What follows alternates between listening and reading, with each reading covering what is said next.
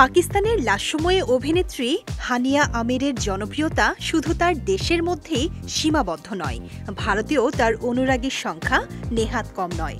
ভক্তরা নিয়মিত তার সামাজিক যোগাযোগ মাধ্যমে নজর রাখেন, অভিনেত্রী কোথায় যাচ্ছেন, কি করছেন সব খবরেই আগ্রহী থাকেন তারা। তবে ভারতীয় অনুরাগীদের প্রতি এই ভালোবাসা প্রকাশ করতে গিয়েই এবার বিপাকে পড়েছেন হানিয়া, তাই পাকিস্তানি ভক্তদের ক্ষোভের মুখে পড়তে হচ্ছে তাকে। ভারতীয় সংবাদ মাধ্যম টাইমস অফ ইন্ডিয়া থেকে জানা গেছে, কয়েকদিন আগে হোলি উপলক্ষে ভারতীয় অনুরাগীদের শুভেচ্ছা জানিয়েছিলেন হানিয়া আমির। সামাজিক মাধ্যমে নিজের কয়েকটি ছবি শেয়ার করেন তিনি, যেখানে দেখা যায় ইংল্যান্ডের রাস্তায় বন্ধুদের সঙ্গে সময় কাটাচ্ছেন হানিয়া। তার কপালে ছিল কমলা রঙের টিপ। ছবিটি প্রকাশ করে হোলির শুভেচ্ছা জানিয়েছিলেন অভিনেত্রী।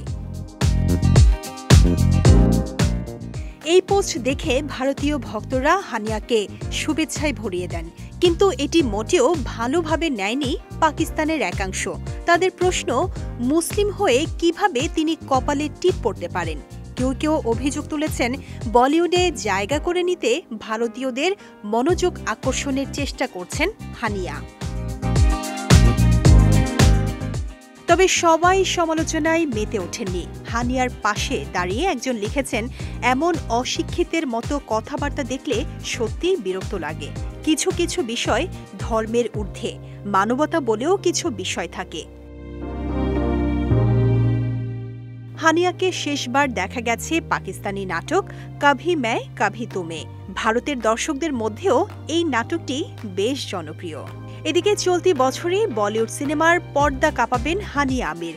সর্দার G3 শিরোনামের সিনেমায় এরই মধ্যে শুটিং শুরু করেছেন এই অভিনেত্রী।